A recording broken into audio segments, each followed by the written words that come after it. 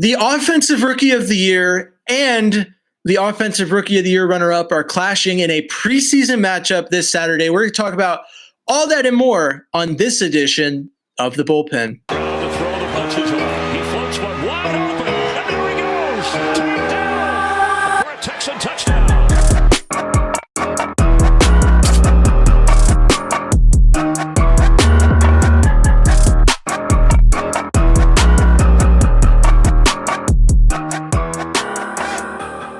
Hello and welcome to The Bullpen, where CJ Stroud won Offensive Rookie of the Year, and there was some other guy that was close but wasn't as good as CJ Stroud.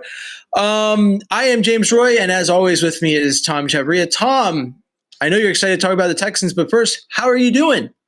I'm good. I'm looking forward to getting past this game so that we have one more Sunday until real football. 100%. It's a shame that there's a whole Sunday. Granted, it's Labor Day. It's a fun weekend. You get a day off if you're like me and you work in a job where they honor those still, and or if you're in school. But either way, fun to have the day off, but also not football until the next Sunday. But we're one step closer.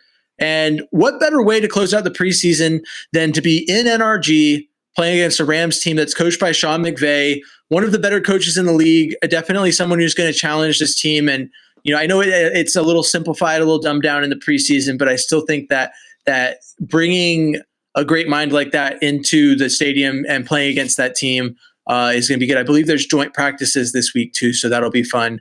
We've had some great moments. Nothing tops, I fear God, boy, with DeAndre Hopkins for sure. That alone to me is why I'd never say anything bad about DeAndre Hopkins. It's just that moment. But yeah, so I'm excited about this game. We'll go right into it. As always, the previews for preseason games are usually pretty we're probably going to say the same things we've been saying all preseason, and there's not a lot to it. We're not giving a score prediction or anything. It's really about what we want to see from the players. So let's get into it. John Mechie showed up and showed out in the last preseason game. Do you think he has anything to prove in this matchup, or do you think that – and Houston Stressens, who is an official certified source for the bullpen, pointed it out. His usage prior to that game was like 4 targets for 2 catches. He wasn't really being used in a way that was conducive to him getting his target share, even getting a fair look. But do you think we've seen enough from him that it just doesn't really matter what happens, or do you think we're going to see a lot of him to kind of firm out what we know about him? I believe that we've seen enough from him that it doesn't matter what happens. I believe that if you saw that game last week where as soon as he scored the touchdown, he was absolutely mobbed by the starters. Like, they want to see this man succeed, and I believe the entire organization wants to see this man succeed. So I can see no scenario where, regardless of what happens, short of injury on Sunday, will change any of that. You take that back. We're going to curse that one. We don't want to jinx it. We don't want to put that energy out there. No, but I agree with you. I don't think there's anything more to prove. But with that in mind, I guess that's just really an icebreaker for the real question, which is this: what receivers do you think are on the bubble and have the most to prove and could possibly legitimately earn a roster spot in this game? Or do you think that the receiver position is set just based off of getting what we wanted out of Mechie? And the fact that Noah Brown is still, I believe, injured, isn't going to play. So, do you think the Texans are pretty set? What are your thoughts? I guess it really depends on how many wide receivers they carry. Obviously, Ben Skoranek is going to be a bubble guy. I think he was very easily acquired, and I don't think it cost them so much that they have to keep him on a roster. Sims Jr., that's another guy. Cephas, I think that's another guy. They're all going to be duking it out to basically do something to warrant getting the last wide receiver spot, because I think, as we've talked about at length all preseason long, you feel really good about the first 5, maybe 6 guys. I think Xavier Hutchinson too is one of those guys. I like him. I feel like he should make the club. It's just, how many wide receivers is too many, really? Yeah, that's really the question. And so you bring up Ben Skoranek, classic revenge game. Since he's not going to get one in the regular season, this is the closest he gets. I'd like to see a lot of usage out of him. I think that he is really the question mark as to how many receivers the Texans will carry into the season, because if you classify him as a wide receiver, but the Texans are considering keeping him as more of a fullback depth piece or the fullback until Andrew Beck is healthy, however you want to see it, Ben Skoranek could potentially be a seventh wide receiver if the Texans view his versatility as worthwhile to flex that position out that wide. But as we've talked about throughout this preseason, the likelihood of them using their, more than conventionally carried amount of players in one spot in wide receiver, I don't know how high it is, but I think that Ben Skoranek is the one who raises that question. Otherwise, you feel like maybe there's one or two names. We've talked about Robert Woods and Noah Brown being the guys who could be at odds with each other for who makes the roster, just based off what we know. Skoranek could not be in it at all. It could be 7 receivers, and they could want to keep both Robert Woods and Noah Brown. There's no telling. There's no telling what the Texans are trying to do. But I imagine, as I said before, and it mostly played out in this last preseason game, I said the Texans would probably play maybe a quarter or two with the starters and then let the backups run. I suspect that this last preseason game, we might not even see the starters.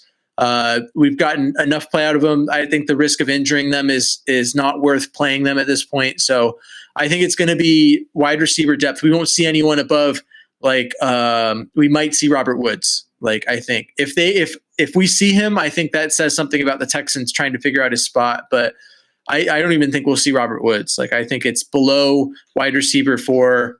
Wide receiver 5 territory is where we're going to start to see guys trying to prove themselves so that they can make this roster. Now, we spoke at length at the beginning of the week about Dameon Pierce and his struggles throughout the preseason and the running back position. As we go into this game, is there anything you need to see from Dameon Pierce? That's pretty much the theme of these questions. Is there anything you need to see from Dameon Pierce to confirm that in your mind he's on the roster? Or do you think there's anything he could do to lose his roster spot if you believe he's already on the roster? What do you think matters in this game for Dameon Pierce as he approaches it? I'm really interested to see if he even gets any run. I don't know to what level. They're carrying a ton of running backs. So are you done with Cam Akers? Is Cam Akers just a done deal? He came in incredibly late. I feel like I would imagine Cam gets to start and Dameon doesn't run. I think you got to ask yourself, how do you feel about Jawar Jordan? Is Jawar Jordan a late round pick, something that you really want to keep on your roster?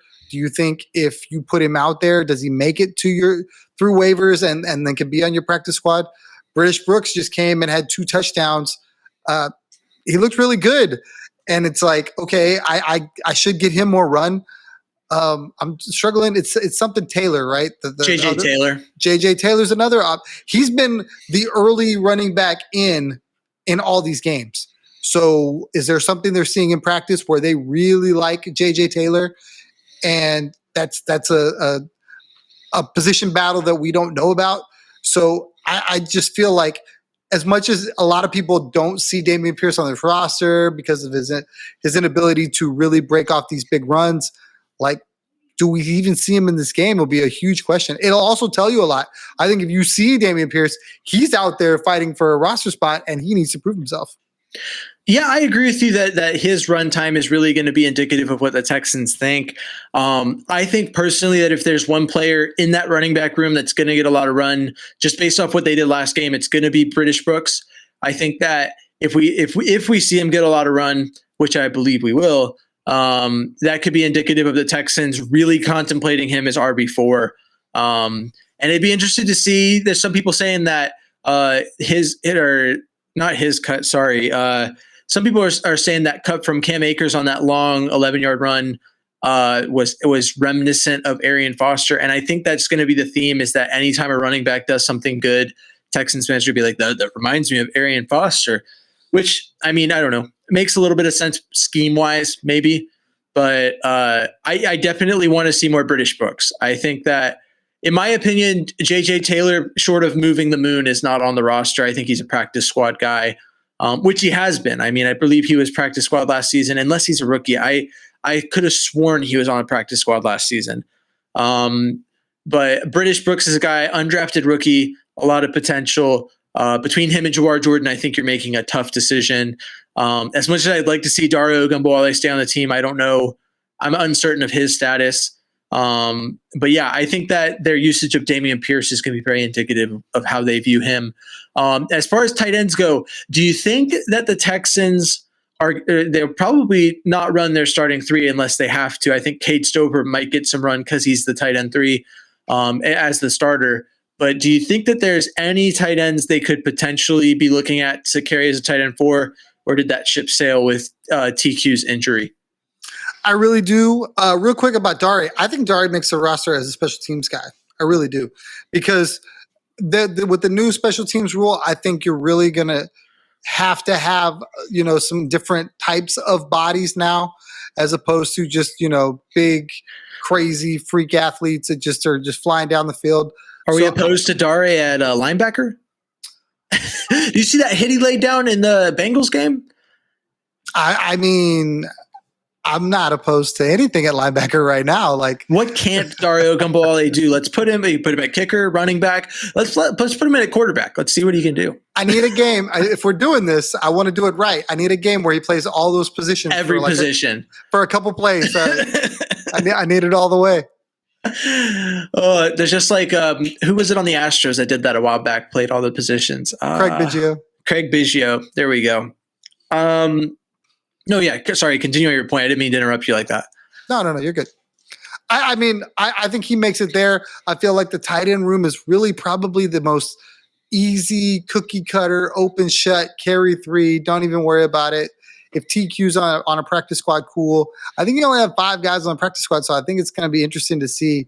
Like, there's going to be battles for that too. Like the practice squad's going to be a really talented practice squad. 100%. I mean, all the players that I'm looking at that the Texans are cutting, for the most part, either get claimed on waivers by another team that's needy at that position, or have to duke it out really to make the Texans practice squad, or maybe make another team's practice squad. So I'm interested to see how that plays out. Looking at the offensive line, what are you looking to see? Obviously, the Rams, I don't know if they're playing their starters or not. I just think with the last week of the preseason is usually not huge on that. But they drafted Braden Fisk. They drafted, I believe, Jared Verse. I could be wrong. They drafted a defensive end in some way, shape, or form. So that front seven, or the defensive line specifically, could be challenging depending on how those players play out. I mean, me, that the defensive tackle they drafted is a guy that I was really high on in Fisk. I really wanted the Texans to check him out. What do you make of? Is there anything you want to see from the offensive line? Do you think that any of those matchups interest you in any way? I just want to see them keep whoever's at quarterback clean. That's the biggest indicator that your offensive line is good, is not being able to give up sacks.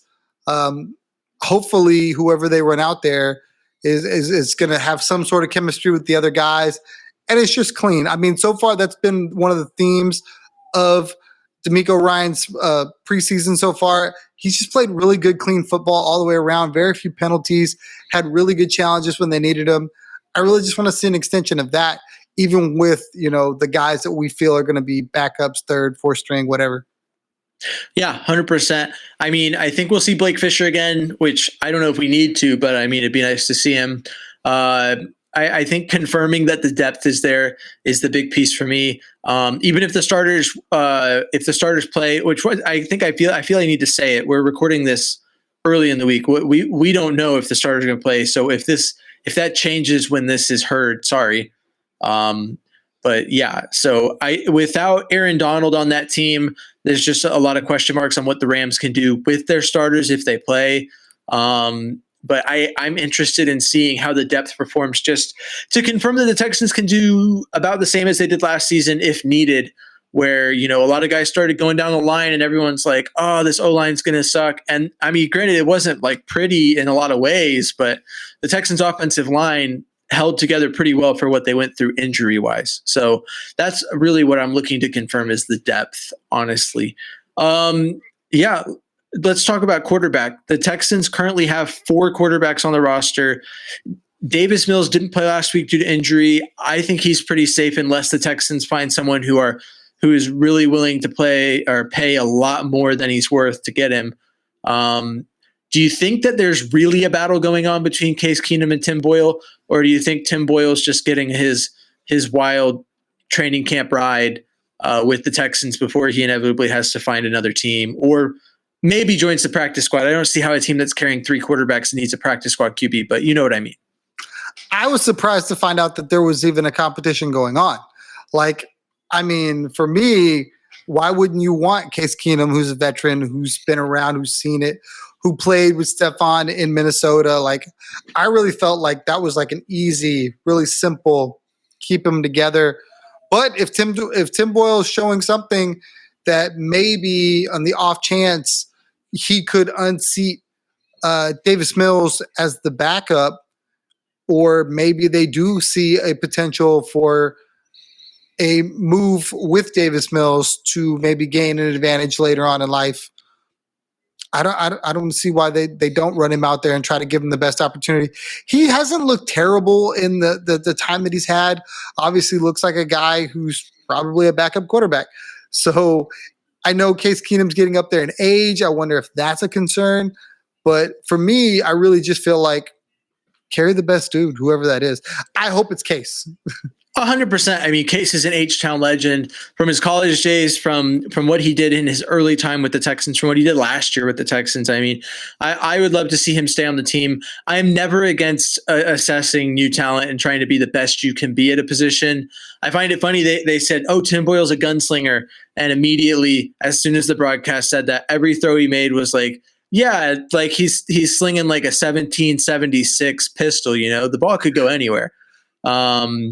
But I mean, that's to say he didn't do, like you said, he didn't do bad, but it felt like as soon as they said that, every throw he made was like, oh, wow, look at that one. Okay. I don't think it's really a competition. Until they said it on the broadcast, I was genuinely not even viewing Tim Boyle as a Texan past next week. So, but we'll see. I mean, if they view him as the best, I've always said that. I think that if the coaches and the general manager, Caserio, believe that that's the best for the Texans roster, I'll buy it. They've done enough to earn my trust in that respect. So you won't hear me complain about it if that's what happens. But man, I have trouble believing they move on from Case Keenum just for a lot of reasons. But oh well. Let's look defensively at what we want to see. The Rams, either Matt Stafford or Stetson, I throw a lot of interceptions. Bennett will probably trot out. I don't know who they're bringing out at quarterback, but this is a game where this is an offense that could be the only one the Texans have seen this offseason or this preseason that could really give them a challenge per se, depending on who plays. Once again, don't know that at this moment. But what do you want to see? What are you particularly just in general on defense keeping an eye on, knowing that this is probably the best offense the Texans will play? I mean, obviously you want to see that defense be able to manage that. I know it won't be the starters, or at least we're assuming that it's not the starters. The Texans have not necessarily gone according to script, in my opinion. I thought we were going to get more of the starters in the last game against, a decent defense. I don't want to say good defense, but I thought that would be a point to like really drive home and work on some things. They may play. I can't see it being more than a quarter again. I really can't. But whoever's out there, I really hope that, they're still getting the quarterback. I feel like that's something that you always want to be able to do, regardless if it's your first string or fourth string. You want to be able to get to the quarterback. So making Stetson look a lot like Danny Dimes would be really good for me. Yeah, I definitely agree with you. I think that seeing how the depth in the pass rush does against this team, confirming what we've seen, against the Giants, because we talked last week about how, the performance against the Giants was really good, but it is the Giants. It was nice to see our depth show out like that. It was nice to see the starters look good, and overall just a really good game from the Texans. But can it happen against a team that's legitimately pretty good? And maybe I'm living off the Rams' reputation instead of what they actually are this season. I don't know, but just looking at the general schedule the Texans have gone through this preseason, realistically, the Rams are the only team that feel like they could legitimately pose at least somewhat of a challenge to this Texans team in the preseason and really give us a good look. And I hope that's what happens in practice. I hope that's what we get during the game. I'm interested to see it. What do you think about the Texans line? We talk about the Texans linebacker group every episode at this point, but so we talked about Max Tooley and Neville Hewitt earlier in the week. Who is the name outside of those two in the depth that you think could establish themselves as the other depth piece going into this? Or do you think the Texans just carry 5 linebackers, just 2 depth pieces, and just roll with it? Man, I don't know. That's a really tough question. I feel like those guys in my book are leaders in the clubhouse. Tooley may be on the bubble. I don't think there's any question that Neville Hewitt finds a place on this roster. It'll just be really interesting to see what D'Amico thinks of his linebacking core. I feel like that's an indictment on him if they're good or bad because he's a linebacker at heart. So I obviously feel like that position group means more to him, just a little bit more to him on the defensive side of the football because I feel like he would have more control over that and like how to coach them up and how to mold where everything else, while still very knowledgeable, I think is like outside of his realm a little bit. So I don't know. I hope that we are more convinced by somebody on Saturday as to which way he's leaning. Like a game, a big turnover, a couple sack games, something like that, where you're like, okay, that's a Texan. Yeah, I'd love to see Jake Hansen or Neville Hewitt just like show out. Simply put, like I've been saying all preseason, because they are such special team standouts that it'd be nice to just be able to say, oh yeah, our special team standouts are also serviceable depth at linebacker. And that would be great for me to see. As far as the rest of the team goes, my biggest questions are, do you think Jalen Petrie plays? And if so, is there really anything else he needs to do? I mean, I feel like we got it. I feel like against the Giants, it was like, that's the Jalen Petrie that I want to see in the Texans uniform. That's who I believe he can be. And if we see that, I don't know, if we saw that 11 games this season out of the 17, I'd be happy with it. James, this was your chance. This is absolutely your chance to go one show without talking about Jalen Petrie. I can't do it. I can't do it. You didn't have to go there. You could have went another route. We could have talked about, who you wanted to see play instead of Jimmy Ward. Do we get more Kalen Bullock? But no, is we getting Jalen Petrie? I don't think he should play. To be fully honest, I don't think he should play. I think all these starters, wrap them in bubble wrap and don't take them out. Don't play with them until week 1. Obviously, D'Amico knows best, and in Nick we trust always. But I think anybody that's a starter should not see the field on Saturday. Well, and I think with Petrie's usage now, right, that it could interfere with assessing Desmond King and Miles Bryant for who you think makes the roster as the team's nickel cornerback, if not both, right? Like it really depends on how you view how many corners you're going to keep and who's playing what. But realistically, to me, that's my biggest question at corner, aside from who's going to be the backups if we're keeping both Okudah and Henderson and getting rid of Mike Ford, which I believe Mike Ford's probably gone either way, but. Is it going to be Okudah and Henderson or Okudah? How are we structuring this cornerback room? Also, I'd like to see more targets at Lassiter. I think that Lassiter is a starter. I agree with you that I'd like to see something. I think the Rams are the team to test him. And I think that even if the other starters don't play, that Kamari Lassiter should definitely get some run. Do you agree with that? You're looking at me like I'm speaking for you and I'm not speaking properly. See, I was going to take this opportunity to not talk about Kamari Lassiter because I'm the Kamari Lassiter guy going, I haven't seen it. And you were like, nope, I'm reeling you in too. So since we're here. If we're talking about Petrie, we're talking about Lassiter. We got to do it. I understand. And since we're here, my heart says, yes, he needs to play. And I need to see him tested. And I need to see him make tackles. And I need to see him read, make the right read and fall back into coverage and do all those things. My head says they've already pretty much anointed him a starter. put him in bubble wrap with the rest of them, and we'll find out on the fly. We'll find out week 1 if he's the guy. Because I believe after the game that Derek Stingley put up last week, you are going to see Kamari get all of the attention when these are for real. And that's kind of scary for me because we haven't seen him do it on the field. We've heard about all the practices, and I haven't made it out to one. I know I'm a bad podcaster for not making it out to one of the practices. I should have. Every other Texans podcaster did. They are there. They are there reporting didn't. live. The Bullpen did. That's on me. I apologize. So I can't say, other than what I've gotten secondhand, that Kamari Lassiter is the lockdown, the dude. I really would love to have some live game tape against another team where I can say, look, locked him up. So, but I feel that he's going to sit as well. Locksmith for sure. Someone pointed out that that's a lame nickname because the person unlocks locks. I don't agree. I think that locksmiths control locks. And so, if you don't have the locksmith, you can't unlock it. And so he is the locksmith and he will not unlock the lock. I don't know. I'm trying to justify it because it's such a sick nickname. There's no reason anyone should be questioning it. I think it's really good. I don't know. But yeah, I mean, I don't know. There's not much else to talk about. This is the last preseason game, guys. The Texans will play regular season football within 2 weeks of now, roundabout, approximately. And yeah, so I mean, I guess get your tee times in.